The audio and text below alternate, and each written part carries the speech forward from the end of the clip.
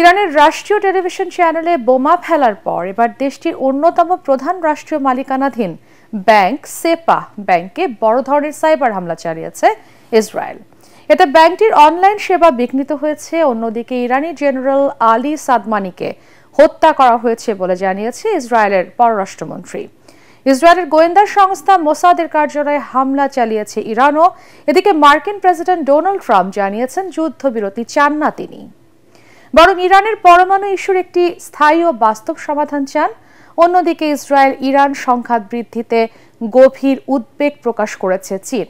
বিস্তারিত আশিকুর রহমানের রিপোর্টে।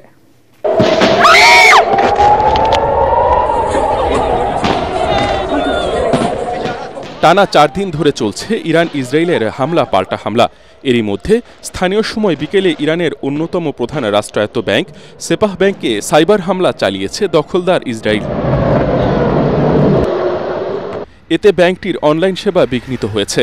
এই হামলার দায় স্বীকার করেছে ইসরায়েলের সঙ্গে সম্পৃক্ত থাকা প্রিডেটরি স্প্যারো নামের একটি হ্যাকিং গ্রুপ। তাদের দাবি, এই সাইবার হামলার মাধ্যমে তারা ব্যাংকের গুরুত্বপূর্ণ ডেটা ধ্বংস করে দিয়েছে।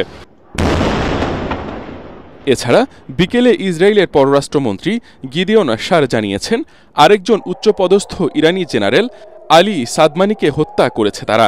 সন্ত্রাস নির্মূল করতে তাদের এই অভিযান চলবে বলেও জানান তিনি।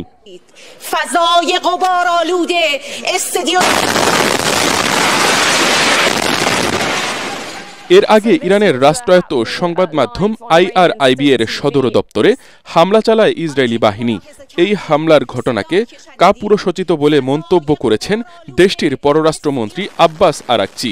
ইরানের সঙ্গে সংঘাতে তারা কোণঠাসা হয়ে পড়েছে বলেও দাবি করেন তিনি।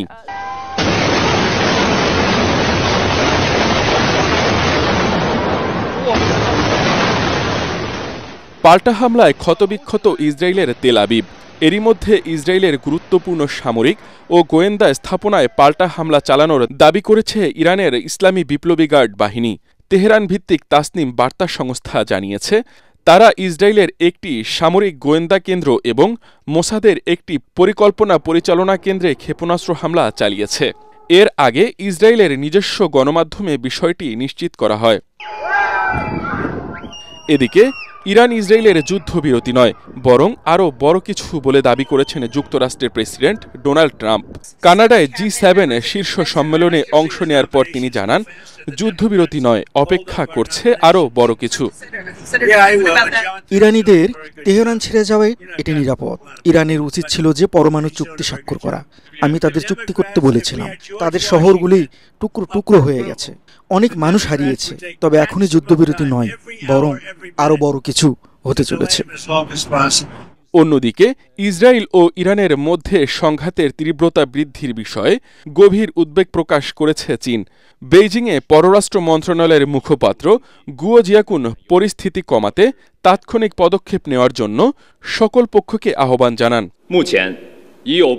ইসরায়েল ও ইরানের মধ্যে সংঘাত উভয় দেশই যথেষ্ট ক্ষতি করেছে এবং হতাহতের ঘটনা ঘটেছে। আমি উভয় পক্ষকেই শান্তি ফিরিয়ে আনতে স্বাগত জানাই। গত 13 জুন ভোর 4:30টার দিকে ইরানে ইসরায়েলি বিমান বাহিনীর অভিযানের মধ্য দিয়ে শুরু হয় ইরান ইসরায়েলের সংঘাত। এখনও এই সংঘাত চলছে। ইতিমধ্যে উভয় দেশের প্রায় 500 মানুষ নিহত হয়েছেন এবং আহত হয়েছেন আরও প্রায় 1000 জন। আশিকুর রহমান, ATN বাংলা।